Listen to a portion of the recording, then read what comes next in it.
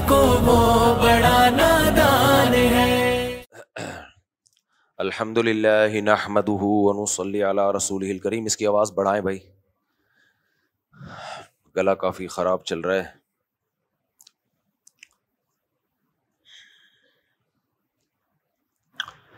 آج ہم نے چھٹا پارہ پڑھا ہے۔ میں کہنے والا تھا کہ مختصر بیان کروں گا، جب بھی کہا ہے نا مختصر کروں گا تو وہ بہت ہی لمبا ہوتا ہے۔ میں نے سوچا دل میں رکھو کہ مختصر کروں گا، زبان سے نہ بولو، کیونکہ گلا کی کنڈیشن کافی خراب چل رہی ہے۔ آج ہم نے چھٹا پارہ پڑھا ہے، بہت اہم آیات ہیں اس میں، بہت اہم احکام ہیں اس پارے میں۔ لا يحب اللہ الجہر بالسوء من القول الا من ظلم۔ اللہ کہتے ہیں کہ اللہ بری بات کو پسند نہیں کرتا، نفرت والی بات کو پسند نہیں کرتا، ہاں جس پر ظلم ہوا ہو۔ پھر وہ جواب میں کوئی لڑائی والی بات کرے۔ یہ بہت اہم آیت ہے۔ آج کل ہمارے ہاں جب بھی دو بندوں کو جھگڑتا ہوا دیکھتے ہیں تو دونوں کو ہی برا کہا جاتا ہے۔ یہ ہماری سوسائٹی میں فیشن چل رہا ہے۔ جب دو مولویوں کو جھگڑتا ہوا دیکھیں گے، ابے یہ دیکھو یہ مولوی فیس بک پہ یوٹیوب پہ کیا کر رہے ہیں۔ دو بندوں کو جھگڑتا ہوا دیکھیں گے، ابے یہ بندہ تو اس دن اس سے لڑ رہا تھا، اس دن ابے یہ تو بندہ ہی 2 نمبر ہے۔ یہ بہت بڑی جہالت ہے۔ آپ کو کیا پتا کہ لڑائی کی پہل کس نے کی ہے؟ ہو سکتا ہے کسی اور نے پہل کی ہو اور یہ جوابی کارروائی کر رہا ہو، تو جواب کا تو حق انسان کو دینا چاہیے کہ نہیں دینا چاہیے؟ ایک آدمی نے آ کے کھڑے کھڑے بندے کو تھپڑ لگا دیا تو وہ کیا کرے گا سامنے والا؟ یہ سوچ کے خاموش کھڑا رہے گا کہ میں نے بھی تھپڑ لگایا تو لوگ کہیں گے دیکھو یہ اور وہ دونوں کیا ہیں، برابر ہیں، وہ بھی تھپڑ لگایا، اس نے بھی تھپڑ لگایا، بے یہ تو دونوں ہی ایک جیسے گدھے ہیں۔ تو وہ دونوں ایک جیسے گدھے ہو نہ ہو، جو شخص یہ تبصرہ کر رہا ہوگا وہ بہت بڑا گدھا ہوگا۔ آج کل یہ بڑا مسئلہ ہے۔ اچھا مذہبی اسکالرز میں بھی یہ تو بہت چل رہا ہے اب، یہ دیکھو ان کے پھڈے دیکھو، تراویحوں کے مسئلے دیکھو، پھڈے کر رہے ہیں اس پہ، رفع الیدین پہ جھگڑے کر رہے ہیں۔ بھائی جھگڑے کی بنیاد کس نے رکھی ہے؟ یہ مسائل تو میں بار بار بتاتا ہوں، امت سمیٹ چکی تھی، دوبارہ جن لوگوں نے بنیاد رکھی ہے تو ان کو جواب تو دینا پڑے گا نا۔ جو مسائل امت میں طے ہو چکے تھے، اتفاق ہو چکا تھا، اب ان کو نہ چھیڑتے دوبارہ۔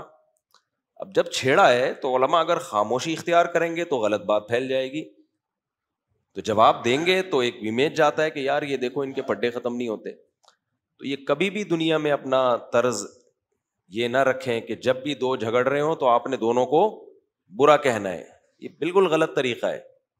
البادی اظلم، عربی کا ایک مقولہ ہے، جو پہل کرنے والا ہوتا ہے نا جھگڑے کی، وہ بڑا ظالم ہوتا ہے۔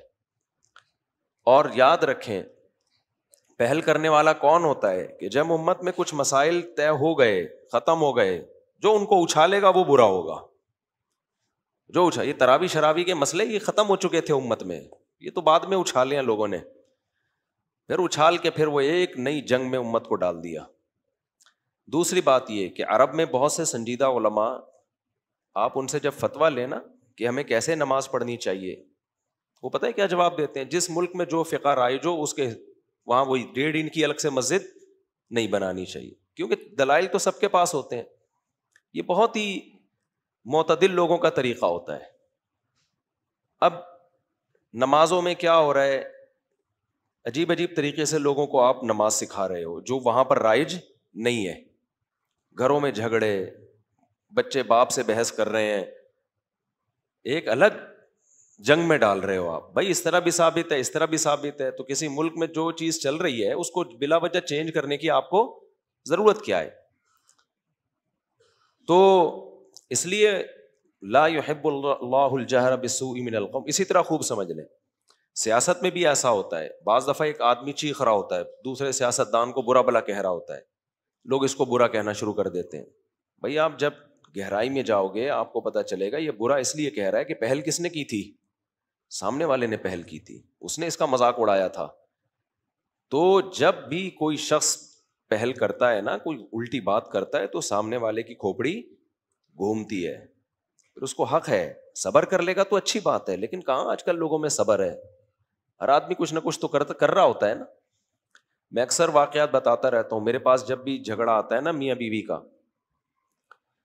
تو بعض دفعہ خواتین کہتی ہیں اس نے مجھے گالی دی ہے, اس نے مجھے تھپڑ مارا ہے, تو کچھ لوگوں کی عادت ہوتی ہے ایک دم ایکسائٹیڈ ہو جاتے ہیں, ابے تو نے تھپڑ مار دیا, تو نے گالی دے دی.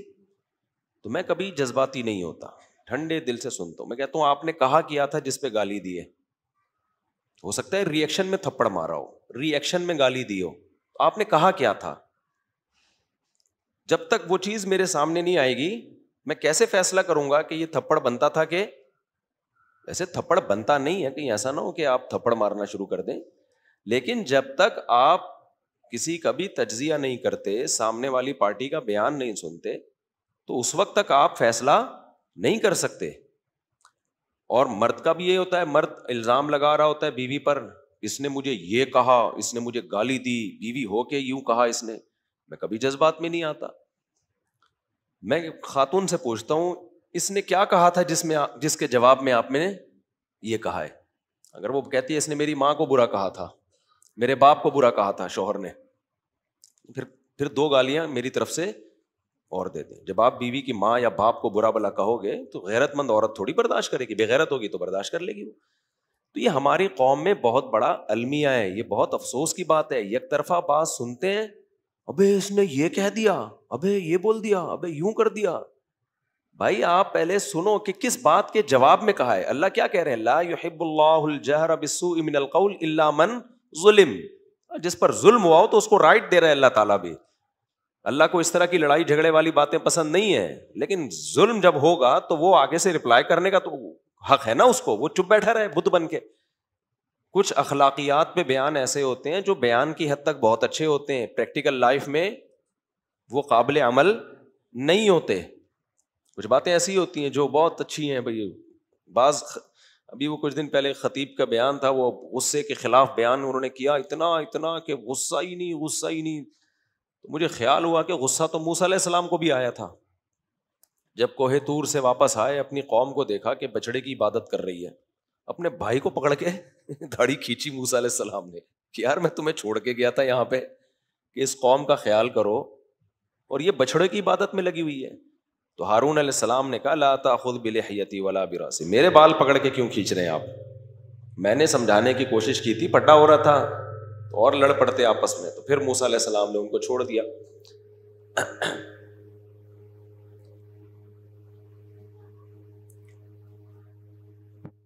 ہاں یہ ضرور ہے کہ بد اخلاق بن جانا اصل شریعت میں اخلاق ہی ہے, اصل شریعت میں نرمی ہے. نبی صلی اللہ علیہ وسلم نے فرمایا سب سے زیادہ قیامت کے دن میرے قریب وہ ہوگا جس کے اخلاق سب سے اچھے ہوں گے. اصل تو اخلاق ہی ہے. تو میرا مقصد یہ نہیں ہے کہ غصہ ہر وقت جاری کریں, بد اخلاق بن جائیں. مقصد بتانے کا یہ ہے کہ جب بھی 2 پارٹیوں کے درمیان فیصلہ کرنا ہو تو دونوں کو غلط قرار دینا یا بغیر کسی کا بیان سنے ایک کو غلط قرار دے دینا, یہ شریعت کا طریقہ نہیں ہے. ٹھنڈے دل سے بات سنیں, اس کے بعد فیصلہ کریں کہ کون صحیح ہے اور کون غلط ہے. آگے چلتے ہیں ہم. اس صورت میں اللہ نے بتایا کہ یہود و نصارہ جو تھے نا, جب نبی صلی اللہ علیہ وسلم نے نبوت کا دعویٰ کیا تو اوٹ پٹانگ قسم کے سوال بہت کرتے تھے وہ. اچھا ایک کمال کی بات یہ ہے کہ جب نبی صلی اللہ علیہ وسلم نے نبی ہونے کا دعویٰ کیا تو کسی یہودی عیسائی نے یہ نہیں کہا کہ حضرت عیسیٰ یا موسیٰ آخری نبی تھے لہذا ہم آپ کو نبی نہیں مانتے, کیونکہ ان کو پتا تھا کہ نہ عیسیٰ آخری نبی ہے نہ موسیٰ آخری نبی, بلکہ وہ تحقیق کے لیے آتے تھے. جبکہ اس امت میں کسی نے بھی نبوت کا دعویٰ کیا نا تو امت کے A to Z علماء نے فوراً فیصلہ کیا کہ یہ جھوٹا ہے, اس پہ تحقیق کے لیے جانا بھی جائز نہیں ہے. کیوں؟ یہ بات طے شدہ ہے, یہ فائل ختم ہو گئی, بھائی نبی صلی اللہ علیہ وسلم آخری نبی ہے. تو اجماع امت یہ بہت بڑی دلیل ہے. اجماع امت, کوئی قرآن کی ایسی تفسیر کر رہا ہو, ایسی حدیث کا مطلب بتا رہا ہو جو امت کے اجماع کے خلاف ہو, اٹھا کے دیوار پہ مار دو اس کو. چاہے وہ 100 دفعہ کہہ رہا ہو کہ میں قرآن کو مانتا ہوں، میں امت کو نہیں مانتا، بھائی قرآن امت نے زیادہ اچھا سمجھا ہے۔ اب انہی میں آیات آئی نا ہمارے یہاں، پہلے میں یہ آیت کر لوں پھر آگے چلتا ہوں میں۔ تو مشرکین ایک یہود و نصارہ نبی کے پاس آتے اور کہتے کہ ان تنزل علینا کتابا من السماء، کہ بھائی موسیٰ علیہ السلام کو تو پوری تورات ایک ساتھ مل گئی تھی، تو آپ پر تھوڑا تھوڑا کر کے قرآن نازل کیوں ہو رہا ہے؟ یہ تو اس کا مطلب ہے آپ نبی نہیں ہے۔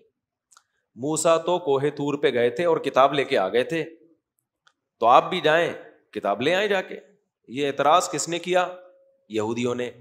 تو نبی صلی اللہ علیہ وسلم کو اس پہ غم ہوتا تھا۔ اب جو سمجھنے کی بات ہے نا وہ سمجھو۔ ظاہر ہے ایسے موقع پہ آپ کی خواہش ہوتی ہوگی کہ اللہ ان کا منہ بند کرنے کے لیے جو 23 سال میں قرآن نازل کرے گا وہ مجھے فوراً دے دے، یہی ہوگی نا خواہش۔ بھائی ہم پہ جب کوئی اعتراض کرتا ہے تو ہم کیا کرتے ہیں؟ اعتراض کا جواب دینے میں ہم چاہتے ہیں کہ یار اس کا منہ کسی طریقے سے بند ہو جائے۔ ہمارے حضرت مفتی رشید احمد صاحب رحمہ اللہ کو ایک خواب آیا، بہت اچھا خواب تھا، حضرت نے سنایا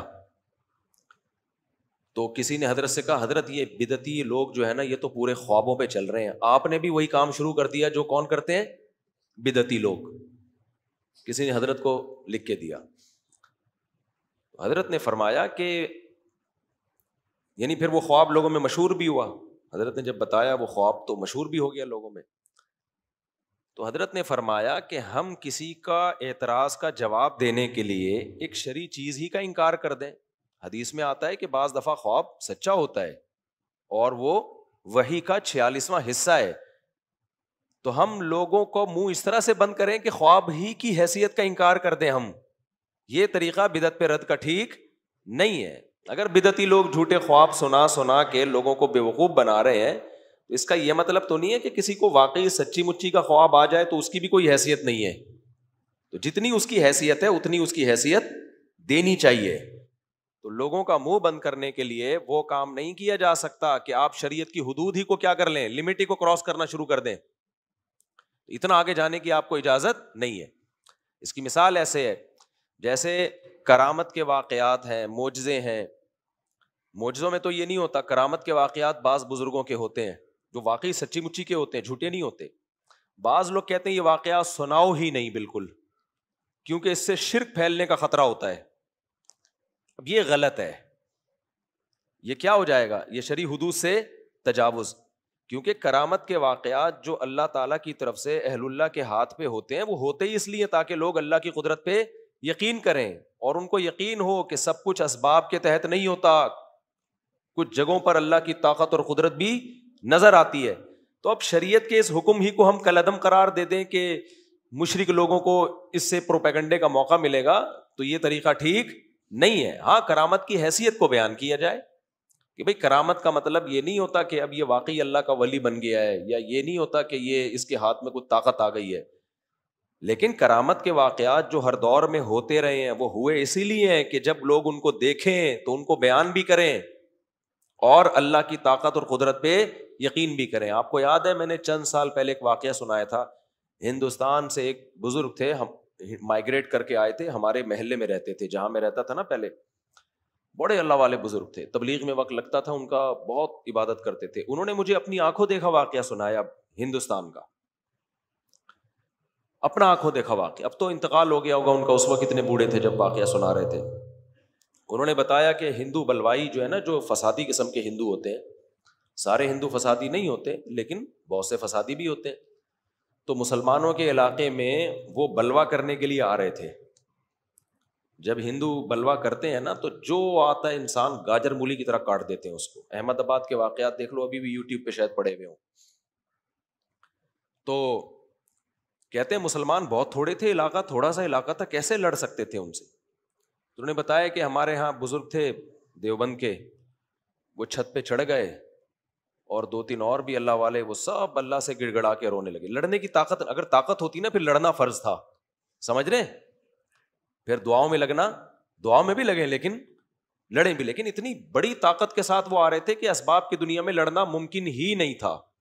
یہ میں اس لیے کہہ رہا ہوں کہ ایسا نہ ہو کہ کہیں کوئی آپ پہ حملہ کرنے آ رہا ہو، آپ بھی چھت پہ مسلح بچھا کے دعائیں شروع کر دو، جہاں آپ میں جتنی طاقت ہے لڑنے کی تو لڑنا پڑے گا. اگر طاقت ہی نہیں ہے تو پھر شریعت نے لڑنے کی اجازت نہیں دی ہے, کیونکہ پھر تو خودکشی ہے. تھوڑا بہت جو بچنے کا چانس تھا وہ بھی ختم ہو جائے گا. تو انہوں نے کیا کیا کہ چھت پہ کھڑے ہوئے اور اللہ سے اتنی گڑ گڑا کے دعائیں مانگی ہے, اتنی دعائیں مانگی ہیں, کہہ رہے ہم نے اپنی آنکھوں سے گھوڑوں پر فرشتوں کو اترتے ہوئے دیکھا ہے, اپنی آنکھوں سے. یہ بزرگ اپنا واقعہ آنکھوں دیکھا سنا رہے.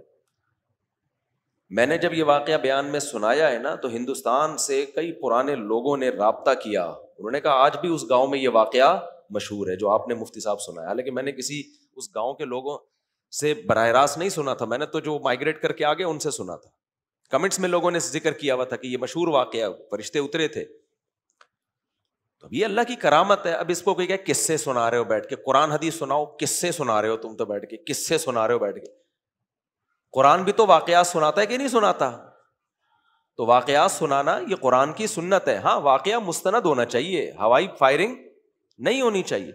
جب قرآن موسیٰ عیسیٰ علیہ السلام کے واقعات سناتا ہے, سلیمان علیہ السلام کے واقعات سناتا ہے نا, تو مشرکین مکہ بھی یہ کہتے تھے اساطیر الاولین, یہ تو کس سے سنا رہا ہے. نبی صلی اللہ علیہ وسلم کیا سنا رہے ہیں؟ کس سے کہانیاں سنا رہے ہیں. بھائی تمہیں اس سے کیا قصے کہانی ہے, بعض یہ بولو کہ غلط واقعہ سنا رہے ہیں یا صحیح واقعہ سنا رہے ہیں, اور اس سے عبرت مل رہی ہے کہ نہیں مل رہی ہے. تو آج بعض لوگوں کو نا قرآن حدیث کا ہیضہ ہو جاتا ہے. ہیضے کا مطلب یہ کہ ایک تو قرآن حدیث ہے جو اصل ہے, ایک ہے لیبل لگاتے ہیں اس کا, بس ہر وقت اس کو قرآن حدیث قرآن حدیث قرآن حدیث. ایک دفعہ میرا بیان ہوا, میں نے کئی واقعات سنائے بیان میں, تو ایک صاحب آئے کہنے آپ نے قرآن حدیث تو کیا نہیں بیان میں. میں نے کہا کوئی ایک بات قرآن حدیث کے خلاف ملی ہے آپ کو پورے بیان میں؟ کوئی ایک ایسی بات کی جو اللہ رسول کی تعلیمات کے خلاف ہو؟ جتنے میں نے واقعات سنائے میں نے کہا ان سب سے تائید کس کی ہو رہی ہے؟ قرآن و حدیث ہی کی ہو رہی ہے, جو احکامات قرآن و حدیث دے رہا ہے. تو اس کو کہتے ہیں جیسے ہیضہ, جیسے مولانا اشرف علی تھانوی نے لکھا ہے کچھ لوگوں میں تقویٰ ہوتا ہے, کچھ میں تقوی کا ہیضہ ہوتا ہے, تقویٰ نہیں ہوتا. سمجھ رہے ہیں بات کو؟ وہ تقوی کا ہیضہ کیا ہوتا ہے کہ کتے سے کسی نے پوچھا کہ تو ٹانگ اٹھا کے پیشاب کیوں کرتا ہے, اس نے کہا کہیں چھینٹے نہ پڑ جائیں. تو یہ تقویٰ نہیں ہے, یہ تقوی کا کیا ہے؟ ابے تو سارا دن گٹر کا پانی پیتا ہے, اس سے تو ناپاک ہو نہیں رہا, پیشاب بھی پی رہا ہوتا ہے تو بیٹھ کے, اور جب پیشاب کرنے کا ٹائم آتا ہے تو ٹانگ اٹھا کے پیشاب کرتا ہے. تو انہوں نے لکھا اسی طرح بعض لوگ بیمار ہوتے ہیں نا, تو ان کو تکلیف کا اظہار کرتے ہوئے بھی لگتا ہے کہ توکل کے خلاف ہو جائے گا, درد سے کرا رہے ہا ہو نہیں کرتے کہ ایسا نہ ہو صبر کے خلاف ہو جائے. تو فرماتے تھے یہ تقویٰ نہیں ہے, یہ تقوی کا کیا ہے؟ حیض ہے. جب تکلیف ہوتی ہے تو آئے ہوئے ہوتا ہے, یہ کوئی صبر کے خلاف نہیں ہے. غم ہوتا ہے تو آنکھ سے آنسو نکلتے ہیں, تو فنٹر بننے کی کوشش نہیں کرنی چاہیے انسان کو, جتنا ہے اتنی اوقات میں رہے. تو اسی وجہ سے حضرت مولانا اشرف علی تھانوی اکثر فرمایا کرتے تھے میرے پاس انسان کا بچہ بننے کے لیے آیا کرو, بزرگ بننے کے لیے نہیں آیا کرو. یعنی بزرگی کا جو غلط مفہوم لوگوں کے دماغوں میں, انسان بن جاؤ نارمل جیسے تمیز کے انسان ہوتے ہیں. تو بزرگ کا جو کانسیپٹ لوگوں کے ذہن میں ہے وہ اس کانسیپٹ کے لحاظ سے کہہ رہے تھے کہ یہ بزرگ بننے کے لیے نہیں آیا کرو, انسان بنا کرو. تو اب یہ جو میں نے کہا نا قرآن حدیث کا حیضہ, اس کا غلط مطلب نہ لے کے جائیں. مطلب یہ کہ ہوتا وہ قرآن و سنت نہیں ہے, بس لیبل لگا کے نا ہر چیز کو ایفیشنسی جھاڑنے کی کوشش کرنا کہ جیسے ہم تو بس قرآن حدیث ہی ہیں اور کچھ بھی نہیں ہے. تو ہر چیز کو بیلنس لے کے, اعتدال سے لے کے چلنا چاہیے. جب واقعات آئے ہیں تو 2-3 واقعات اور بتا دیتا ہوں. میری دادی نے مجھے بتایا, حضرت مولانا عبد الرحیم رائے پوری رحمۃ اللہ علیہ سے ہماری دادی بیعت تھی. میری دادی کے عقیدے سارے توحید والے تھے. میری دادی قبر پرست بولو نہیں تھی. میری دادی نے کبھی تیجے 40ویں کے کھانے بولو نہیں کھائے. اگر علماء دیوبند قبر پرست ہوتے, اگر علماء دیوبند بدعتی ہوتے, تو ہماری دادی, والد, دادا, پردادا سارے قبر پرست ہوتے. میرے بھائی, میرے تو دادا بھی بیعت تھے جو ہندوستان میں حضرت جو محمد شفیع خان کے نام سے نا, جنہوں نے 60 سال مدرسے میں پڑھایا ہے, وہ بھی بیعت تھے دیوبند کے کسی بزرگ سے. میرے پردادا حضرت رشید احمد گنگوہی رحمۃ اللہ علیہ سے بیعت تھے. تو ہم نے تو اپنے دادا پردادا سے جو دین ہمیں گھر میں ملا ہے اس میں نہ کنڈے ہیں, نہ تیجا ہے, نہ 40واں ہے, نہ قبر سے دعائیں مانگنا ہے. میرے والد صاحب کی قبر بھی ایک بالش ہے, مٹی کی قبر ہے. میرے دادا کی قبر بھی ہندوستان میں ابھی بھی جا کے دیکھ سکتے ہو, پردادا کی قبر بھی ایسا ہی ہے. تو یہ میری دادی کا بھی ایسا ہی حساب کتاب ہے. تو ہندوستان میں بدعتیں ختم علماء دیوبند نے کی ہیں. باقی کتابوں سے چیزیں نکال کے کیڑے نکالنا اس کا تو پھر کوئی حد ہے نہیں. کسی سے کوئی غلطی ہوئی ہو تو اس غلطی کو لیا نہیں گیا ہے, اس غلطی کو اتنا ہی رکھا گیا ہے جتنی جس کی غلطی ہے. آج بھی ہم کہتے ہیں کہ بھائی علماء دیوبند میں کسی نے اگر کوئی غلطی کی ہے تو ہم اس کے مکلف نہیں ہے, نام اس میں اس کو فالو کرتے ہیں, ہو گئی ختم, قصہ ختم. اب آپ اگر پوری امت کی غلطیاں کتابوں سے نکال کے کتاب چھاپ دو تو آپ کو ایسا لگے گا کہ یہ پوری امت کیا تھی, غلطی تھی, اس میں کوئی کام ڈھنگ کا پھر علماء دیوبند نہیں بچتے, پھر تو پوری دنیا کے سارے علماء ہی خراب نکلیں گے آپ کو, تو کوئی بھی نہیں بچے گا دنیا میں. اور جو یہ غلطیاں نکال رہے ہوتے ہیں نا وہ خود غلطیوں کی دیگ ہوتے ہیں پوری, ان کے اپنے اندر اتنی غلطیاں ہوتی ہیں کہ وہ اس کو آپ افورڈ ہی نہیں کر سکتے اگر ان کی غلطیاں کوئی بیان کرنے پر آ جائے. تو ہماری دادی نے واقعہ سنایا کہ جو ہے نا ہندوستان میں قحط پڑ گیا تھا, بارش نہیں ہو رہی تھی, بالکل کوئی دور دور تک بارش کا نام و نشان نہیں تھا. اچھا, میری دادی خود بھی بہت تہجد گزار اور عبادت گزار تھیں, اللہ ان کی مغفرت کرے. شوال کے 6 روزے ہو گئے, رمضان میں مصلی سنبھال لیتی تھی بس. پہلے تو عورتیں ایسے ہی ہوتی تھیں, ہر وقت مصلی اور تسبیح, اور ایک ان کے اندر عیب تھا, ڈرامہ دیکھتی تھیں پڑوسیوں کے جا کے, وہ ہمیں سمجھ میں نہیں آتا تھا. دادی کا تقویٰ دیکھو, ہر وقت اللہ اللہ, اور اتنی پرہیزگاری اور مصلی پہ دعائیں, اور آخر عمر میں گھٹنے جواب دے گئے تھے لیکن پھر بھی نمازیں پہ نمازیں چلتی تھیں ان کی. لیکن 8 بجے ڈرامہ آتا تھا پڑوسیوں کے ہاں, وہ دیکھنے جاتی تھی. وہ ہماری سمجھ میں اب تک آیا نہیں, اور اتنی تسلی سے ڈرامہ دیکھتی تھی کہ ڈرامے کو حقیقی معنی میں انجوائے کرتی تھی. وہ ایسا لگتا تھا کہ ڈرامے کے اندر گھس گئی ہیں. جیسے کسی نے ڈرامے میں سین آیا نا, ڈانٹ دیا, ارے بھائی کیوں ڈانٹ رہا ہے اس بیچاری کو, ایسے تبصرہ کر رہی ہوتی. رو رہا ہے, رونے کا سین آیا تو رو رہی ہیں بیٹھ کے, پورا انجوائے کرتی تھی. لیکن اس زمانے کے ڈرامے بھی یہ نہیں ہوتے تھے. خیر ڈرامہ تو ڈرامہ ہے, میں نہیں کہہ رہا کہ ڈرامے دیکھیں.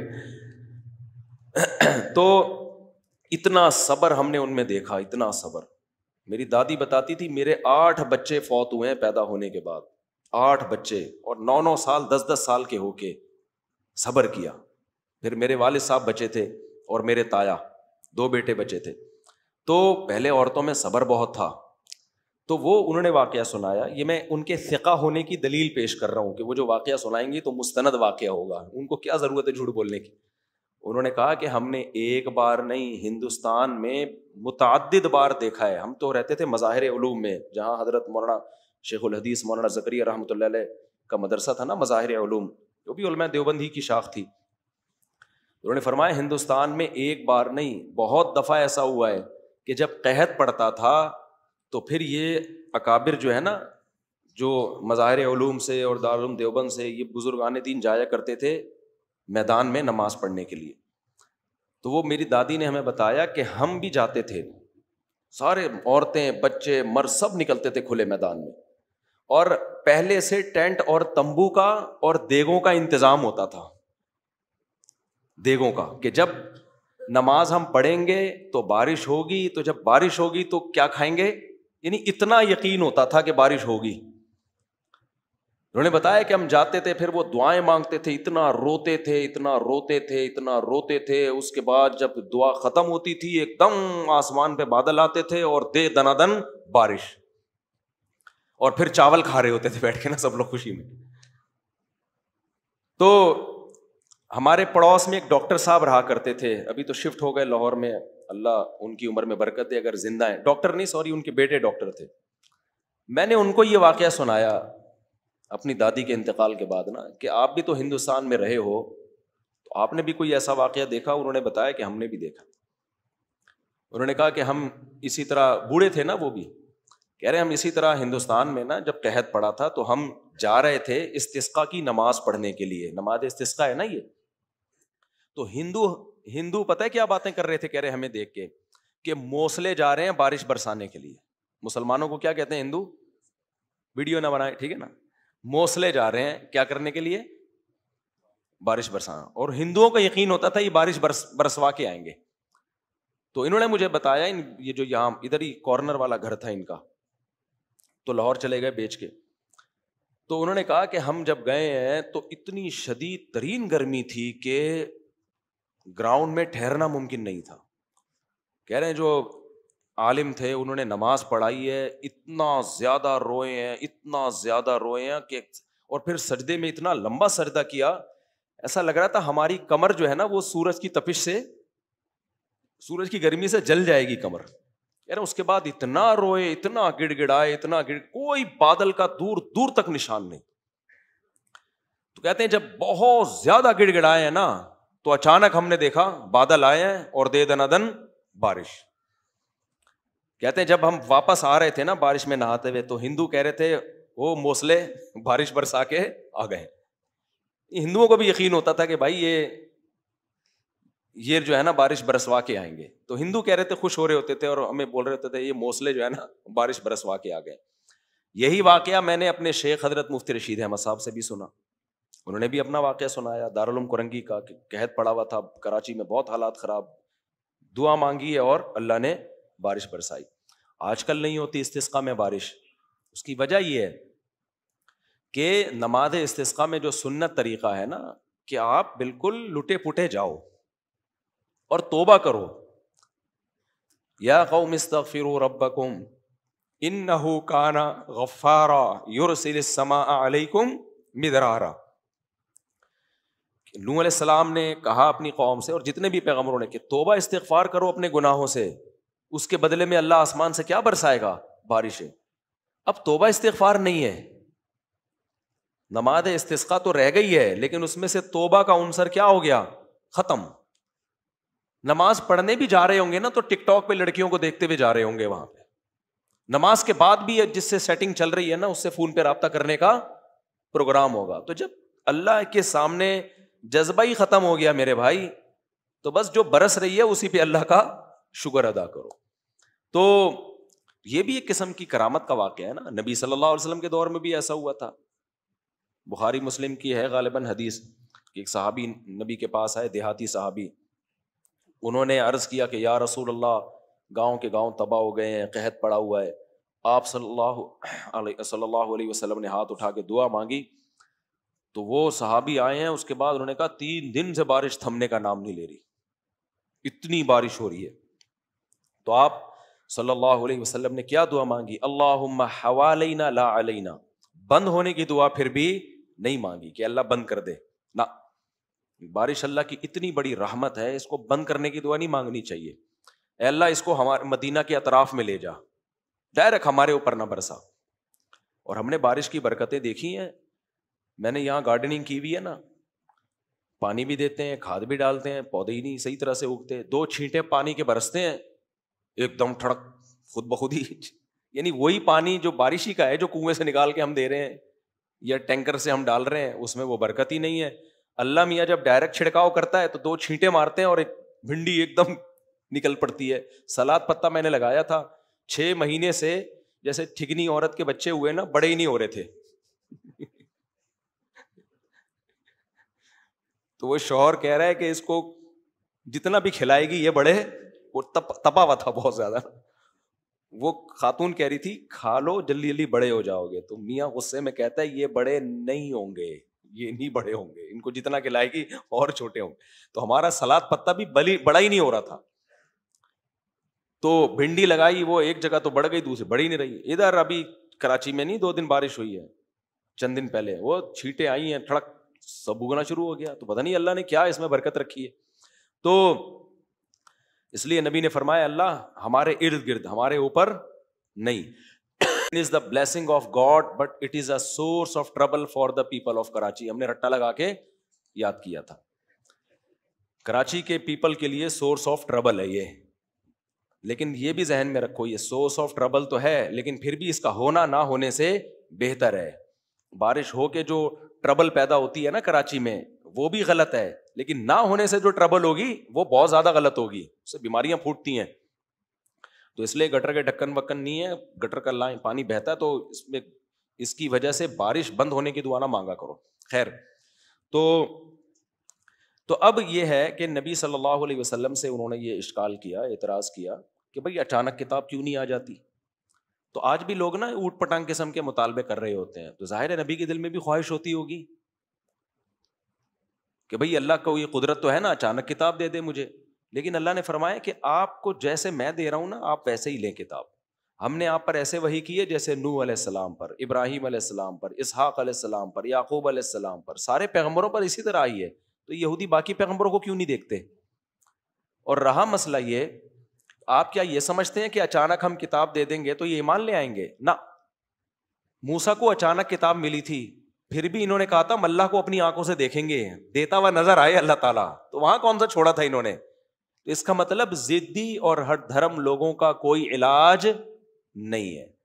تو ہمیں اس میں بہت بڑا سبق ملتا ہے, ہم پازیٹیو وے میں اپنا کام کرتے چلے جائیں, ساری دنیا ٹھیک نہیں ہوگی. میرا جو عدالتی خلا والا, یہ پتہ نہیں تراوی والا بیان تھا, اس پہ کسی ایتھیسٹ نے کمنٹس کیے ہوئے تھے کہ اللہ تعالیٰ جو ہے نا لوگوں کے پھڈے سلجھانے میں, یعنی مسلمانوں کے پھڈے سلجھانے میں معاذ اللہ ناکام ہے.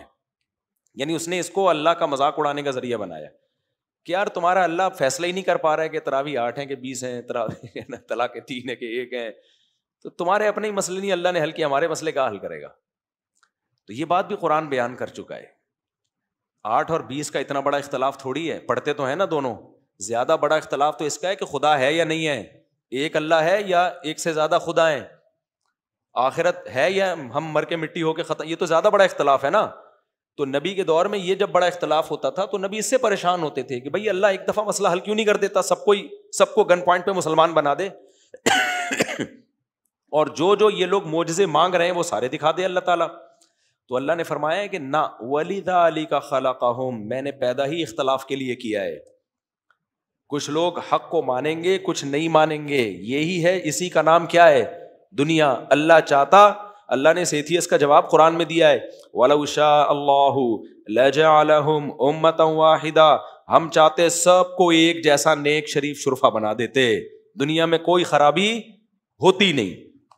لیکن پھر آزمائش کیا ہو جاتی, ختم. جب سب ایک جیسے ہیں تو پھر نیک بننے میں کوئی قربانی بولو نہیں ہے. کہیں کلچر ہی سارا ہی ٹھیک ہو گیا, دنیا سے شراب ختم ہو گئی تو شراب چھوڑنے والے اور پینے والے میں فرق کون کرے گا, بولو نا. دنیا سے زنا ہی ختم ہو گیا تو زنا سے بچنے والوں کو اللہ کیوں ثواب دے گا؟ پھر اللہ کہے گا تو کوئی نیا ہے جو زنا سے بچ رہا تھا, سارے بچ رہے تھے, تو بچ گیا تو کیا تیر مار لیا ہے بھائی. کوئی یتیم کی کفالت کرے اور نہیں کرے تو کوئی فرق رہے گا دونوں میں؟ اللہ کہیں گے سارے ہی کرتے تھے بھائی, کچھ یتیم کی کفالت کرتے ہیں, کچھ یتیم کا مال کھاتے ہیں, کچھ کمزوروں پہ ظلم کرتے ہیں, کچھ ظلم کو روکتے ہیں. صحابہ کرام کو اللہ نے انہی باتوں سے تسلیاں دی ہیں. تو یہ جو ایتھیسٹ لوگ اس طرح کے اعتراض کرتے ہیں کہ اللہ سے معاذ اللہ مسئلے حل نہیں ہو رہے, اللہ 1 منٹ میں مسئلے حل کر سکتا ہے, لیکن اللہ نے کہا میں نے چھوڑ دیا لوگوں کو, یہ میں حقیقی فیصلہ جو کروں گا نا وہ آخرت میں کروں گا کہ کون ٹھیک تھا اور کون غلط. دنیا اسی کا نام ہے, یہی پھڈے میں زندگی گزرے گی. کہیں ظلم ہوگا, کہیں انصاف ہوگا, کہیں غلط بیانی ہوگی, کہیں صحیح بیانی ہوگی, یہ سب کچھ چلے گا. اسی طرح مارکیٹ میں تم نے دنیا مسافر خانہ ہے, کوئی لٹک کے جائے گا, کوئی بیٹھ کے جائے, کسی کو سیٹ ہی نہیں ملے گی. تو اسی طرح اس دنیا گزرے گی.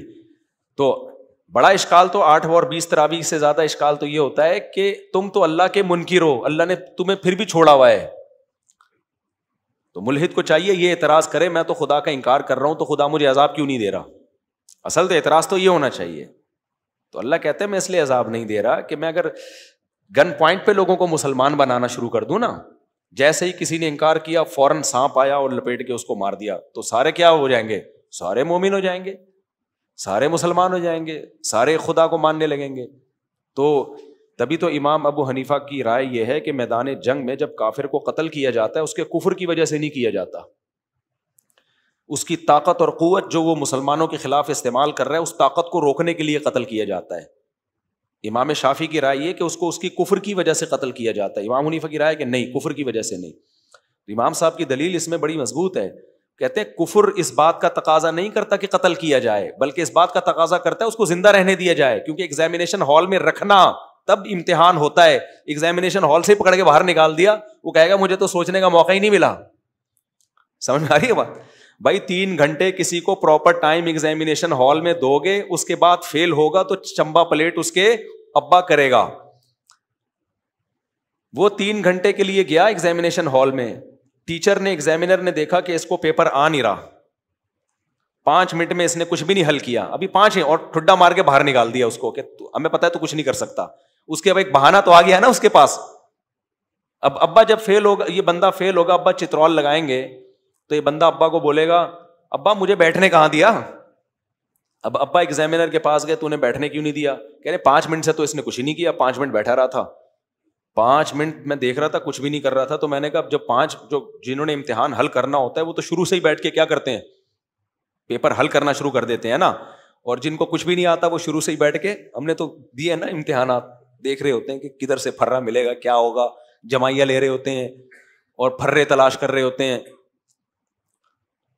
تو ایگزامینر نے کہا کہ جی آپ کا بیٹے کو میں نے 5 منٹ میں جج کر لیا تھا کہ اس کے پلے کچھ بھی نہیں ہے, تو میں نے کہا اس کا بھی ٹائم ویسٹ ہوگا, ہمارا بھی ہوگا, پہلے ہی میں نے اس کو کیا کر دیا, باہر نکال دیا ایگزامینیشن ہال سے. ابا کہے گا کمبخت تو پوری حجت تو تمام ہونے دیتا, حجت تو تمام ہونے دیتا, 3 گھنٹے جو اس کا ٹائم ہے اس میں اس کو پورا پورا بیٹھنے کا موقع دیتا, پھر میں اس کے چمبا پلیٹ کرتا. تو نے تو مجھے چمبا پلیٹ سمجھتے ہو, تو چمبا کا مطلب پلیٹ, چمبا وہ جو کبھی لگا ہو تو پھر مزہ پتہ چلے گا, یہ چیز الفاظ سے نہیں سمجھائی جا سکتی. تو اسی طرح جب کافروں سے جنگ ہوتی ہے میدان جنگ میں, تو ان کو ان کے کفر کی بیس پہ قتل نہیں کیا جاتا. قتل اس لیے کہ بھائی جنگی ہے, تو جنگی میں تو ظاہر ہے جب تک قتل نہیں کرو گے تو غلبہ کیسے حاصل ہوگا. تو ورنہ وہ امام صاحب کہتے ہیں کفر اس کا تقاضا کرتا ہے کہ اس کو زندہ چھوڑا جائے تاکہ یہ اللہ کی نعمتوں کا مشاہدہ کرے, اور ہو سکتا ہے ایمان لے آئے, نہ لائے تو پھر اللہ کی حجت تمام ہوگی. اللہ کہیں گے اولم نعمرکم ما یتذکر فیہ من تذکر, کیا ہم نے تمہیں اتنی عمر نہیں دی تھی, عمر نہیں دی ہم نے تمہیں جس میں تم نصیحت حاصل کر لیتے. وہ کہتا ہے اللہ کہاں دی تھی, میں تو بھی بالغ ہوا تھا, میدان جنگ میں مجھے کفر کی وجہ سے کاٹ کے چلے گئے تھے, مجھے تو سوچنے کا موقع ہی نہیں ملا. تو اس لیے جو بھی اس کی طبعی عمر ہے اس تک اس کو زندہ رہنے کا موقع دیا جائے گا. تو پھر وہ ایمان لے آئے, ٹھیک ہے, نہیں لائے تو اللہ اس سے حساب و کتاب لے گا. تو یہ دنیا نام ہے اسی اختلاف کا, تو اس لیے ان اختلافات میں ٹینشن زیادہ نہ لیا کرو. ہم نے جو چیز صحیح لگ رہی ہے ہم نے اسی کو فالو کرنا ہے, اور آخرت میں پھر اللہ اسی بیس پہ اجر دے گا, سمجھتے ہو. تو اس لیے اللہ نے فرمایا کہ اے نبی ان کے جو یہ اعتراض ہے نا کہ اچانک تورات کیوں نہیں مل جاتی, اس سے پریشان نہ ہو. یہ آپ کو اچانک قرآن کیوں نہیں مل گیا پورا, کیونکہ جب موسیٰ کو پوری تورات ملی تھی تو بھی ان لوگوں نے اعتراض کیا تھا کہ آپ کوہ طور پہ جا کے لے کر آئے ہیں, ہم اللہ کو دیکھیں گے, اللہ تو نظر آیا نہیں, ہمیں کتاب ہی نظر آ رہی ہے. تو اس لیے ان کے اعتراضات کی پرواہ نہ کریں. تو یہ بہت اہم آج کے اس میں سبق تھا. آج اللہ تعالیٰ نے حضرت عیسیٰ, جو آج کی جو ہم نے سورت پڑھی ہے سورہ نساء میں, حضرت عیسیٰ علیہ السلام کی حیات کا بھی ذکر ہے اس میں. اللہ تعالیٰ کہتے ہیں یہودیوں پر جو لعنت ہوئی ہے نا, اس لعنت کے اسباب میں سے ایک یہ بھی ہے کہ انا قتل المسیح عیسی ابن مریم رسول اللہ. یہودیوں نے دعویٰ کیا کہ ہم نے عیسیٰ ابن مریم جو اللہ کے رسول ہیں ان کو قتل کر دیا. وہی بات ہے, پھڈے والی بات. اب غامدی صاحب نے ایک شوشہ چھوڑ دیا ہے کہ حضرت عیسیٰ علیہ السلام آسمانوں پہ زندہ نہیں ہے بلکہ ان کی طبعی طریقے سے موت واقع ہوئی ہے. پھر ہم جب غامدی صاحب کے خلاف باتیں کرتے ہیں تو لوگ بولتے ہیں یہ مولویوں کے آپس کے مسئلے ہی حل نہیں ہو رہے. بھائی یہ تو پوری امت کا اجماع ہے کہ عیسیٰ علیہ الصلوۃ والسلام زندہ جسم کے ساتھ آسمانوں پہ اٹھائے گئے ہیں.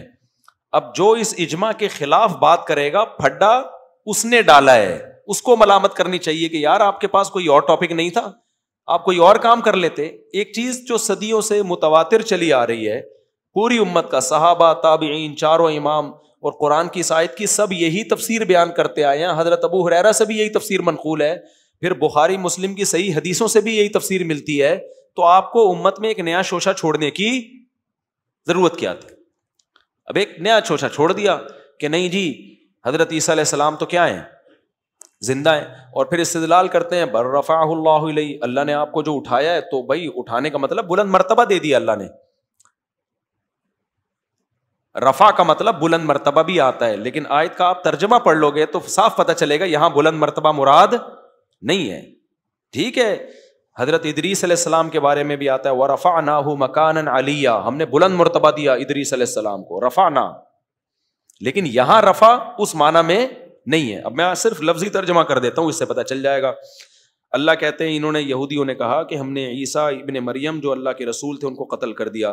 قرآن کہتا ہے وما قتلوہ، انہوں نے ان کو قتل نہیں کیا.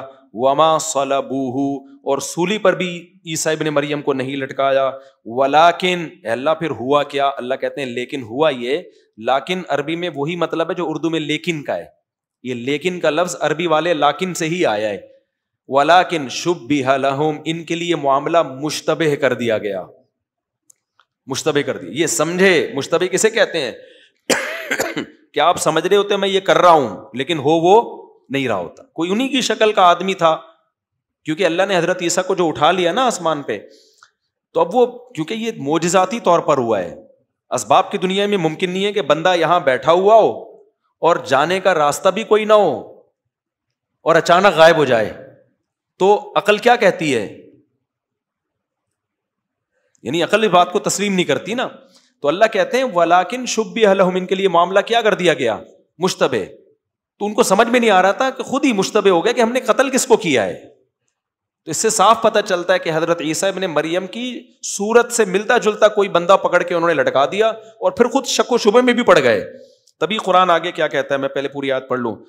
اللہ فرماتے ہیں ولیکن شبہ لہم، لیکن معاملہ ان کے لیے مشتبہ کر دیا گیا. وَإِنَّ الَّذِينَ اخْتَلَفُوا فِيهِ، فرمائے جو عیسیٰ کے بارے میں اختلاف کر رہے ہیں نا کہ ہم نے قتل کیا تھا کہ نہیں کیا تھا، لفی شک منہ، وہ خود کس میں پڑے ہوئے ہیں؟ شک میں.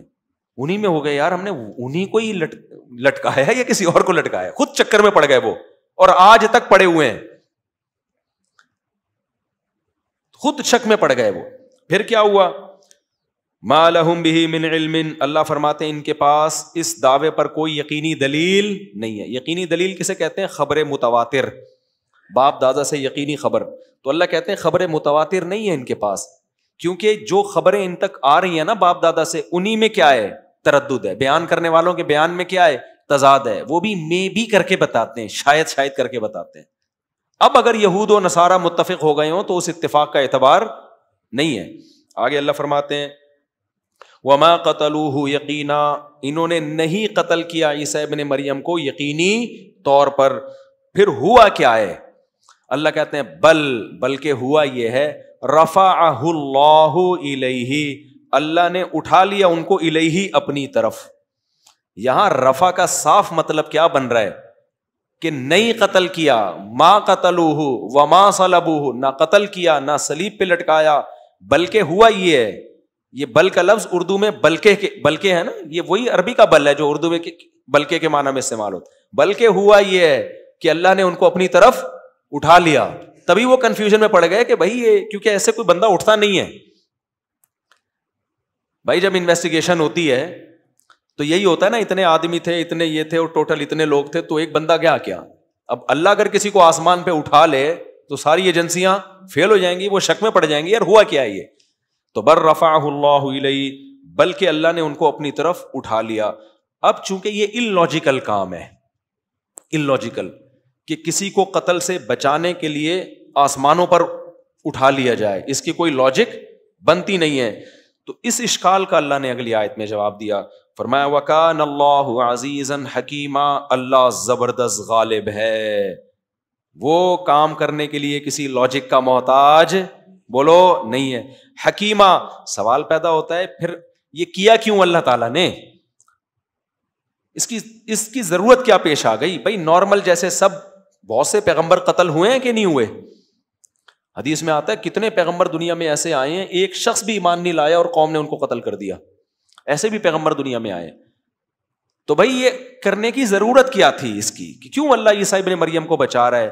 آگے اللہ نے اس کا جواب دیا حکیمہ، وہ حکمت والا ہے، اس کے کاموں میں کیا ہے؟ حکمت ہے. وہ حکمت کیا ہے؟ جو حدیث میں ہے. ایک تو یہ آیت ہے، پہلے میں وہ حدیث بعد میں بیان کروں گا. یہ آیت سمجھ میں آ گئی نا؟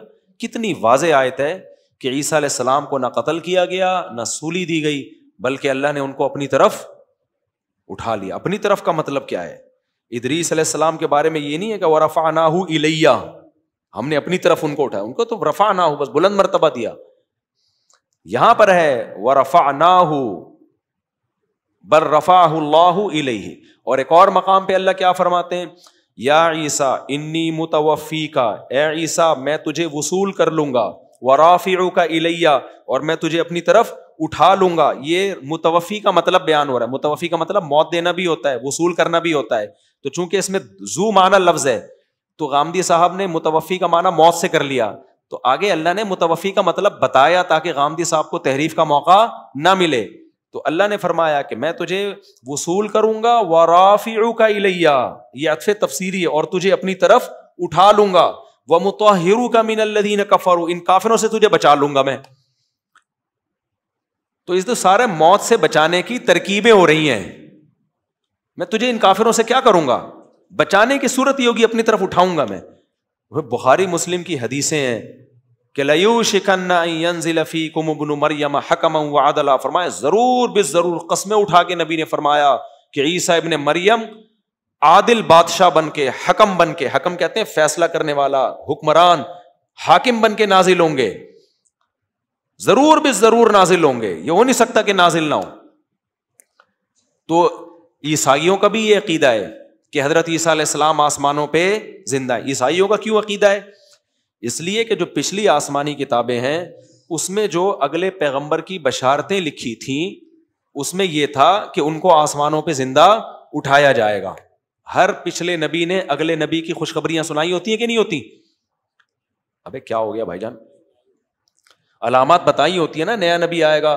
جیسے حضرت عیسیٰ علیہ السلام آئیں گے تو ہمارے نبی نے ان کی علامتیں ہمیں پہلے سے بتا دی ہیں. حضرت مہدی کی علامتیں ہمیں پہلے سے بتا دی ہیں. تو اسی طرح حضرت عیسیٰ کی بھی علامتیں. اب عیسائی بھی مانتے ہیں کہ حضرت عیسیٰ علیہ السلام کو اللہ نے آسمانوں پہ اٹھایا ہے. وہ کیوں ماننے پر مجبور ہیں؟ بھائی عیسیٰ ابن مریم کی علامت یہ ہے کہ وہ قرب قیامت میں نازل ہوں گے اور آسمانوں پہ اللہ ان کو اٹھائے گا. لیکن اب عیسائی اگر یہ مان لینا کہ ان کو سولی نہیں دی گئی، زندہ اٹھا لیا ہے، تو ان کا کفارے والا سارا عقیدہ ہی برباد ہو جائے گا. تو اس لیے انہوں نے بات کو گھمایا ہے. انہوں نے کہا پہلے عیسیٰ علیہ السلام نے امت کے لیے قربانی دے کے اپنے آپ کو سولی پہ لٹکایا، 3 دن تک وہ قبر میں رہے، اور پھر 3 دن کے بعد اللہ نے ان کو زندہ کر کے آسمانوں پہ اٹھا لیا تاکہ وہ پیشگوئی جو ہے نا وہ بھی درست ہو جائے. قرآن نے کہا کہ یہ غلط ہے، سولی پر لٹکایا ہی نہیں ہے، ڈائریکٹ اللہ نے، کیونکہ اٹھایا اس لیے کہ تاکہ قتل ہونے سے بچائیں، قتل نہ ہو. اگر قتل ہی کرنا ہوتا تو پھر تو نارملی شہید ہو جاتے، قتل ہو جاتے، پھر یہ اس کی ضرورت کیا تھی؟ اللہ نے تو کیونکہ اللہ ایک ہی دفعہ موت دیتا ہے، پھر دوبارہ حیات دنیا میں اللہ کی عادت یہ کہ دوبارہ حیات نہیں دیتا. تو اللہ ان کی حکمت نے تقاضا کیا کہ ان کو زندہ آسمانوں پہ اٹھایا جائے. اب اس میں حکمت کیا تھی یہ سمجھنے کی چیز ہے. پہلی بات تو یہ کہ یہ امت کا اجماعی عقیدہ ہے. کچھ مسائل ایسے ہوتے ہیں جس میں 2 رائے ہو سکتی ہیں، رفع الیدین کرنا ہے نہیں کرنا ہے، زور سے آمین آہستہ، یہ دونوں طرف دلائل ملتے ہیں. لیکن کچھ مسائل ایسے ہوتے ہیں اس میں دونوں طرف دلائل نہیں ملتے. ہاں کوئی کھینچا تانی کر کے دلائل گھسیٹنے کی کوشش کرے تو وہ ایک الگ بات ہے، وہ پھر گمراہ ہوتا ہے. اس لیے جو بھی اہل سنت والجماعت جو فرقہ ناجیہ ہے، نبی نے فرمایا 73 فرقے ہوں گے، جنت میں کون جائے گا؟ صرف ایک، اور وہ جائے گا جو میرے اور صحابہ کے طریقے پر ہو. تو اس لیے علماء نے کہا جو اہل سنت والجماعت ہے نا، جو سچی مچی کے، کیونکہ ہر آدمی اہل سنت والجماعت نام رکھ رہا ہے اپنا، تو وہ ہیں جنتی، کیونکہ وہ صحابہ، وہ قرآن اور حدیث کی وہ تفسیر کرتے ہیں جس پر صحابہ کا اجماع ہے، صحابہ کے اجماع سے نہیں ہٹتے وہ. تو اب اس پر صحابہ کا اجماع ہے، تابعین، تبع تابعین، اور آج تک تواتر کے ساتھ، کہ حضرت عیسیٰ علیہ السلام وہ واحد پیغمبر ہیں جن پر ابھی تک موت واقع نہیں ہوئی، اور وہ قرب قیامت میں نازل ہوں گے. اور صحیح بخاری صحیح مسلم کی واضح احادیث ہیں، اجماعی مسئلہ ہے. اس میں یہ ہے کہ کیوں نازل ہوں گے؟ سوال پیدا ہوتا ہے اللہ نے عیسیٰ علیہ السلام کا انتخاب کیوں کیا؟ تو حدیث میں آتا ہے نازل اس لیے ہوں گے جہاد کرنے کے لیے. ان کا کام کیا ہوگا؟ میں حدیثوں کا خلاصہ پیش کر رہا ہوں، صحیح حدیثوں کا، کیونکہ اب ایک ایک ریفرنس دوں گا تو ٹائم لگے گا نا، تو اس میں کوئی اختلاف نہیں کرے گا، علماء کے سب یہ حدیثیں مشہور ہیں. ان کا کام کیا ہوگا؟ اتریں گے دمشق میں، سمجھتے ہو نا، یہ امت کا اجماعی عقیدہ ہے. اور حضرت عیسیٰ علیہ السلام کے آنے سے پہلے حضرت مہدی آ چکے ہوں گے، اور حضرت مہدی وہ نہیں ہوں گے جنہوں نے دعویٰ کیا کہ میں کیا ہوں؟ مہدی. جس نے بھی دعویٰ کیا نا میں مہدی ہوں، وہ تو ہے ہی نہیں، وہ تو مہدی کے علاوہ کچھ بھی ہو سکتا ہے. تو حضرت مہدی، کیونکہ جب امت میں بہت بڑے پیمانے پر جہاد ہوگا تو لوگ امام مہدی کو تلاش کریں گے، اور پھر طواف کے دوران ان کو پہچانیں گے امت کے علماء صلحاء، پھر ان کو جہاد میں امیر بنایا جائے گا، پھر وہ ان کی قیادت میں لڑائی ہوگی، پھر وہ دمشق میں ہوں گے، تو وہاں ایک مسجد ہے، اس کے بارے میں یقینی تو نہیں کہا جا سکتا، لیکن بہت سے علماء کی رائے کہ یہی مسجد ہے، واللہ عالم۔ کبھی میرا دمشق جانا ہوا تو پھر میں تحقیق کروں گا اس میں کہ یہ ہے کہ کوئی اور ہے، کیا کیا روایت ملتی ہیں ابھی ہمیں اس بارے میں۔ تو حضرت عیسیٰ وہ حضرت مہدی عصر کی نماز کے لیے کھڑے ہوں گے امامت کے لیے، اور اسی دوران جو مینار ہے نا اس پہ حضرت عیسیٰ علیہ السلام بڑے بڑے بالوں کے ساتھ، اور آپ کے بالوں سے پانی ٹپک رہا ہوگا، فرشتوں کے کندھوں پہ ہاتھ رکھ کے نازل ہوں گے۔ اور دیکھو اب اسباب کی دنیا میں آ گئے نا، آسمان سے تو یہاں تک آ گئے، یہاں سے سیڑھیاں لگائی جائیں گی نیچے اترنے کے لیے، ٹھیک ہے نا، یہ بھی اللہ کی قدرت دیکھو، کیونکہ اب اسباب کی دنیا میں آ گئے، وہ فرشتوں کا کام اب کیا ہے، اب یہاں فرشتے نہیں، اب یہاں خود کرنا پڑے گا۔ تو پھر جب نیچے اتریں گے تو حضرت مہدی ان سے کہیں گے کہ آپ نماز پڑھائیں، تو وہ حضرت مہدی سے مصلی نہیں لیں گے۔ کیوں؟ وہ اگر نماز پڑھا دینا تو یہ اس کی علامت ہوگی کہ روحانی قیادت اب عیسیٰ کے ہاتھ میں آ گئی ہے، جبکہ روحانی قیادت اسی امت کے ہاتھ میں ہی رہے گی۔ سمجھتے ہو کہ نہیں سمجھتے؟ اسی امت کے علماء صلحاء کے ہاتھ میں رہے گی۔ تو ان کا کام کیا ہے بھائی؟ میں اس لیے نہیں آیا کہ تم میری اتباع کرو، بلکہ میں تو خود پیغمبر کی اتباع کروں گا، نئی شریعت لے کے نہیں آیا۔ نبی نے فرمایا بخاری کی حدیث، لو کان موسیٰ حیا لما وسعہ الا اتباعی، اگر موسیٰ بھی زندہ ہو کے آ جائے نا تو میری اتباع کیے بغیر ان کی بھی نجات نہیں ہو سکتی۔ تو اسی شریعت کو فالو کریں گے۔ تبھی میں کہتا ہوں حضرت عیسیٰ 4 شادیاں کریں گے۔ عیسائی لوگ کہتے ہیں نا حضرت عیسیٰ نے نکاح نہیں کیا تھا، بھائی وہ تو یہودیوں نے ان کو فرصت ہی نہیں دی۔ جب نازل ہوں گے نا تو چونکہ نبی کی شریعت کو فالو کریں گے، تو نبی کی شریعت میں کتنی شادیاں ہیں؟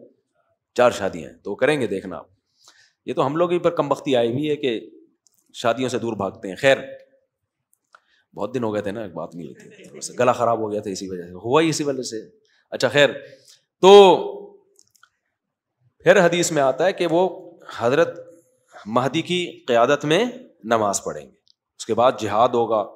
تو حضرت عیسیٰ علیہ السلام کے سانس میں اللہ نے طاقت رکھی ہے، آپ کو معجزے دیے ہوں گے، دجال کو قتل کریں گے، پھر یاجوج ماجوج نکلیں گے، وہ جو پھر حدیث میں بہت ڈیٹیل ہے اس کی۔ تو نبی صلی اللہ علیہ وسلم نے فرمایا اتنی بڑی لڑائی ہوگی کہ 1/3 مجاہدین شہید ہو جائیں گے اس میں، 1/3، سمجھ رہے ہو، اور 1/3 میدان چھوڑ کے بھاگ جائیں گے۔ اور فرمایا جو میدان چھوڑ کے بھاگیں گے اللہ کبھی ان کی توبہ قبول نہیں کرے گا، اور جو شہید ہوں گے وہ افضل الشہداء فی الارض ہوں گے اس وقت، اور 1/3 کو اللہ کیا دے گا؟ فتح دے گا۔ 1/3 دنیا پہ غالب آئیں گے، پوری دنیا پہ اسلام کی حکومت ہوگی۔ اچھا کمال کی بات یہ کہ یہودی بھی انتظار کر رہے ہیں، عیسائی بھی انتظار کر رہے ہیں، اور مسلمان بھی انتظار کر رہے ہیں۔ یہودی کسی اور، یہودی دجال کو اپنا وہ نمائندہ سمجھتے ہیں، اور عیسائی کہتے ہیں حضرت عیسیٰ ہماری مدد کے لیے آئیں گے، جبکہ قرآن کیا کہتا ہے کہ یہ سارے عیسائی ایمان لے آئیں گے حضرت عیسیٰ پر، یعنی اسلام قبول، کیونکہ حضرت عیسیٰ تو نبی صلی اللہ علیہ وسلم کی نبوت پر ایمان رکھتے ہوں گے نا۔ تو اب یہ تینوں کا ایک ہی جیسا پھڈا ہے، لیکن گراؤنڈ ریئلٹی کیا کہتی ہے؟ اس میں مسلمان برحق ہیں۔ اگر ہم عیسائیوں کی بات مان لیں کہ حضرت عیسیٰ علیہ السلام عیسائیت کو دنیا میں نافذ کرنے کے لیے آئیں گے، تو عیسائیت کے پاس نہ اپنی کتاب محفوظ ہے اور نہ ان کا قانون محفوظ ہے۔ مسلمانوں کے پاس تو آج بھی قرآن بھی، حدیث بھی، اور فقہ کی شکل میں اسلامی احکام بھی کیا ہیں؟ محفوظ ہیں۔ اچھا بعض لوگ ایک اشکال یہاں پر کرتے ہیں کہ حضرت عیسیٰ علیہ السلام کون سے فرقے کو فالو کریں گے؟ یہ بھی بہت لوگ اوٹ پٹانگ باتیں کرتے ہیں، کہتے ہیں دیکھو حضرت عیسیٰ علیہ السلام تو اہل حدیث ہوں گے، ڈائریکٹ حدیث سے استدلال کریں گے۔ بعض لوگ، ایک صاحب نے مجھ سے یہ سوال پوچھا تھا کہ حضرت عیسیٰ علیہ السلام حنفی ہوں گے یا شافعی ہوں گے یا مالکی ہوں گے یا حنبلی ہوں گے؟ تو میں نے ان سے کہا حضرت عیسیٰ علیہ السلام کے آنے سے پہلے ہم ایک مجتہد کی اتباع کرتے ہیں جس کو امام ابو حنیفہ کہا جاتا ہے۔ قرآن حدیث کی ایک فہم وہ ہے جو اللہ نے ان 4 اماموں کو دی ہے، ایک فہم وہ ہے جو ہمیں دی ہے، تو ان کی فہم ہم سے کیا تھی؟ زیادہ تھی، تو ہم ابھی ان کی تقلید کرتے ہیں۔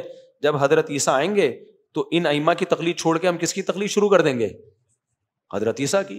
تو ہمارے لیے مسئلہ نہیں ہے، مسئلہ آپ کے لیے ہوگا کہ حضرت عیسیٰ قرآن حدیث کی ایک تشریح بیان کریں گے اور آپ بولیں گے نہیں میں نہیں مانتا، میں کسی کی تقلید نہیں کرتا، اور مجھے تو ریفرنس چاہیے۔ مجھے تو یہ بات سمجھ میں نہیں آ رہی. تو میں نے کہا یہودیوں کو چھوڑ کے پہلے کس سے جہاد ہوگا؟ تم سے ہوگا. بھائی حضرت عیسیٰ کے پاس تو علم کامل ہوگا نا. امام ابو حنیفہ کے پاس بھی کامل علم تھا, امام شافعی کے پاس بھی کامل علم تھا. تو جس کے پاس علم کامل ہو اس کی اتباع کا تو قرآن نے حکم دیا ہے. لوگ کہتے ہیں پھر صحابہ کی اتباع کیوں نہیں کرتے؟ بھائی ان کا فقہ مدون نہیں ہے. جیسے حدیث میں امام بخاری کو فالو کیا جائے گا نا, امام مسلم کو, کیونکہ انہوں نے مرتب شکل میں کتاب دے کر گئے ہیں. حضرت عثمان کے قرآن کو فالو کیا جاتا ہے کیونکہ مرتب شکل میں قرآن کس نے دیا؟ حضرت عثمان نے دیا, ابو بکر نے دیا ہی نہیں. تو اسی وجہ سے مصحف عثمانی کو فالو کیا جائے گا, مصحف فاروقی کو فالو نہیں کیا جائے گا. تو امام ابو حنیفہ نے قرآن و سنت سے مسائل کا ایک مجموعہ اکٹھا کر دیا جس کو فقہ حنفی کہا جاتا ہے. امام شافعی نے کیا, اس کو فقہ شافعی کہا جاتا ہے. تو اب اسی کو فالو کیا جائے گا نا جو ہے ہی نہیں, تو اس کو فالو کہاں سے کریں گے ہم؟ تو میں نے کہا اگر امام حضرت عیسیٰ علیہ السلام کی ایک اپنی تحقیق ہو گئی قرآن حدیث کی روشنی میں, تو ہم ان چاروں تحقیقوں کو کھڈے میں ڈال کے کس کو فالو کریں گے؟ حضرت عیسیٰ کی تحقیق کو فالو کرنا شروع کر دیں گے, کیونکہ ہمارا یہ ایمان ہے کہ اللہ نے ان کو ہم سے زیادہ علم عطا کیا ہوگا. تو میں نے کہا ہمارے لیے مسئلہ نہیں ہے, مسئلہ کس کے لیے ہوگا؟ آپ کے لیے ہوگا, کیونکہ آپ تو کسی کی اتباع, کسی کی تقلید کے قائل ہی نہیں ہو. آپ لوگ تو اندھی تقلید یہ ہوتی ہے کہ جاہلوں کی تقلید کر رہے ہو, اور تقلید علی وجہ البصیرہ وہ ہوتی ہے کہ مجتہد کی تقلید کر رہے ہو. تو حضرت عیسیٰ بھی مجتہد ہوں گے, اور اس میں بھی قرآن سے ہمیں اشارہ ملتا ہے, کیونکہ قرآن کہتا ہے کہ اللہ نے حضرت مریم سے کہا کہ میں تجھے بیٹا دوں گا, وَيُعَلِّمُهُ الْكِتَابَ وَالْحِكْمَةَ وَالتَّوْرَاةَ وَالْإِنْجِيلَ. کیا خاندانی آیت ہے. اے مریم تجھے بیٹا ملے گا بغیر شوہر کے, اللہ اس کو کتاب کا علم بھی دے گا, حکمت کی باتیں بھی سکھائے گا, وَالتَّوْرَاةَ وَالْإِنْجِيلَ, تورات بھی سکھائے گا اور انجیل بھی. بھائی انجیل تو سمجھ میں آتی ہے, حضرت عیسیٰ پہ نازل ہوئی. تورات بھی سمجھ میں آتی ہے, موسیٰ پہ نازل ہوئی. حکمت بھی سمجھ میں آتی ہے, جو حضرت عیسیٰ کی اپنی باتیں وہ حکمت کی. الکتاب کیا ہے؟ نہیں آئی میرا خیال ہے بات. اللہ کہہ رہا ہے کہ اے مریم تجھے جو بیٹا ملے گا نا, اس کو اللہ کتاب بھی سکھائے گا, حکمت بھی سکھائے گا, تورات بھی سکھائے گا اور انجیل بھی سکھائے گا. بہت سے علماء اس طرف گئے, یا الکتاب, ال کا لفظ عربی میں جب کسی چیز کو خاص کرنا ہوتا ہے نا, اس کے لیے ال ہوتا ہے. مثال کے طور پر میں نے ایک کتاب دیکھی تو میں آپ سے کہوں گا رأیت کتابن, میں نے ایک کتاب دیکھی ہے. میں یوں کہوں گا, میں یوں نہیں کہوں گا رأیت الکتاب, الف لام نہیں ڈالوں گا میں اس کے اوپر. یہ کتاب آپ کے دماغ میں آ گئی, اب جب میں دوبارہ اس کا تذکرہ کروں گا تو پھر الکتاب کہوں گا, وہی کتاب جس کا پہلے تذکرہ ہو چکا ہے, خاص ہو گئی نا وہ. میں کہتا ہوں جاءنی رجلن, میرے پاس ایک بندہ آیا, الرجل نہیں کہوں گا میں, رجلن کہوں گا. لیکن جب وہ متعین ہو گیا تو پھر میں کہوں گا قال الرجل, وہ جو آیا تھا نا بندہ, الرجل, اس نے مجھے یہ کہا. تو الکتاب کا مطلب مخصوص کتاب ہے, اور الکتاب قرآن, ذالک الکتاب لا ریب فیہ کہتا ہے نا, یہ الکتاب ہے قرآن کو. بہت سے علماء اس طرف گئے, اس سے مراد ہے قرآن, اور علماء نے اس آیت کو دلیل کے طور پہ پیش کیا ہے کہ خود یہ آیت بھی حضرت عیسیٰ کے دوبارہ نازل ہونے کی دلیل ہے, ورنہ حضرت عیسیٰ کو قرآن سکھانے کی ضرورت کیا تھی؟ تو اللہ نے چونکہ اس امت میں نازل کرنا تھا, تو اللہ میاں کو پتا تھا عیسیٰ علیہ السلام آئیں گے, تو ان کو پہلے سے قرآن کا پورا پراپر علم دے دو. اور قرآن کا علم حدیث کے بغیر ممکن, جس کو حدیث نہیں آتی اس کو قرآن بھی نہیں آتا, اور جس کو تابعین اور ائمہ مجتہدین کے اقوال اور ان کے آپس کے اختلاف اور ان کے دلائل اور صحابہ کا اجماع کا نہیں پتا, اس کو حدیث کا بھی نہیں پتا, وہ حدیث میں گڑبڑ کرے گا. تو پراپر جو دین کا علم ہوتا ہے نا, وہ اللہ نے حضرت عیسیٰ علیہ السلام کو پہلے سے دیں گے. دو چیزوں کے بعد انسان مجتہد بنتا ہے, کہ علم میں کامل ہو جائے, دوسرا استدلال, قرآن و سنت سے مسائل نکالنے کا اللہ فہم دے دے. یہ دو چیزیں جس میں جمع ہو جائیں تو ایسے ہی شخص کی تقلید کی جاتی ہے. تو ہم حضرت عیسیٰ کے نازل ہونے کے بعد ابو حنیفہ کو چھوڑ دیں گے, کیونکہ ہمارے پاس ان سے بڑے مجتہد, بولو, ان سے بڑے مجتہد آ گئے, تو ہم کہیں گے چلو ہم آپ کو فالو کریں گے. مسئلہ آپ کے لیے ہوگا, پھر بھی آپ کبھی جہلم والی سرکار کا ریفرنس دو گے, کبھی آپ ادھر جا رہے ہوگے, کبھی ادھر جا رہے ہوگے.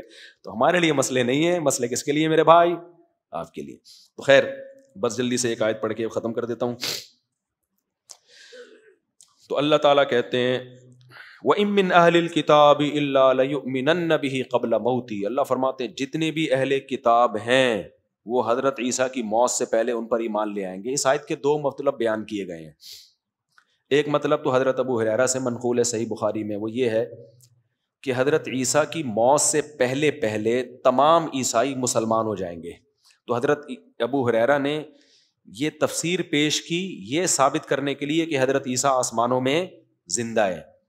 کیونکہ اگر ہم مان لیتے ہیں نا ان کی موت ہو گئی ہے تو سارے عیسائی تو مسلمان ہوئے نہیں ہیں. تو اس سے پتہ چلتا ہے کہ جب وہ آئیں گے تو ان کی موت سے پہلے جتنے بھی اہل کتاب ہیں وہ سارے کیا ہو جائیں گے؟ مسلمان ہو جائیں گے. تو یہ بھی بہت ویلڈ تفسیر ہے کہ اور حدیثوں سے بھی یہ ثابت ہے کہ اس وقت کتنا جہاد ہوگا، اما الاسلام و اما السیف، کہ دنیا سے کفر کا یعنی جو اہل کتاب یا تو قتل ہو جائیں گے یا پھر وہ اسلام قبول کر لیں گے. تو سارے اس وقت روئے زمین پر جتنے ہوں گے، پھر حدیث میں آتا ہے بڑا عدل ہو جائے گا زمین پہ اور ایسے بارشیں برسیں گی، کیونکہ دنیا سے سارے چور چکے کی سسٹم ہی ختم ہو جائے گا، دنیا میں سسٹم آ جائے گا اس کی جگہ. تو اور دوسرا مطلب یہ بیان کیا گیا ہے، میری رائے میں یہ دوسرا مطلب کمزور ہے کیونکہ وہ ابو ہریرہ نے اس کو پیش کیا. تو لیکن بہرحال یہ بھی ایک تفسیر ہے، بہت سارے علماء سے یہ بھی ثابت ہے. وہ یہ ہے کہ ہر اہل کتاب موت سے پہلے ایمان لے آتا ہے.